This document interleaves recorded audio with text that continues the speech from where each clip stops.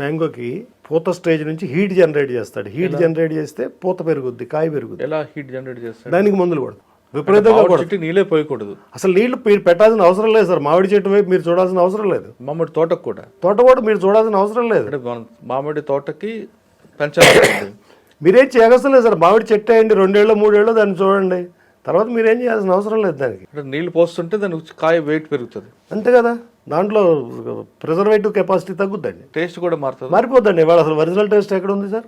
ఇప్పుడు మీకు ఎక్కడ చూసినా న్యూజివీడ్ మ్యాంగో బోర్డు తప్ప న్యూజివీడ్ టేస్ట్ లేదు. న్యూజివీడ్ మ్యాంగో చాలా తీయగా ఉంటుంది. అసలు ఒకప్పుడు చాలా గొప్పగా ఉండేదండి. ఇంకా మేమే మా తోటల్లో మందులు కొట్టకుండా ఏం చేయకుండా అవే మేము ఇక్కడ తెచ్చుకొని మేము వాడుకోవడం, మా మిత్రులకి ఇవ్వడం చేస్తూ ఉంటాం.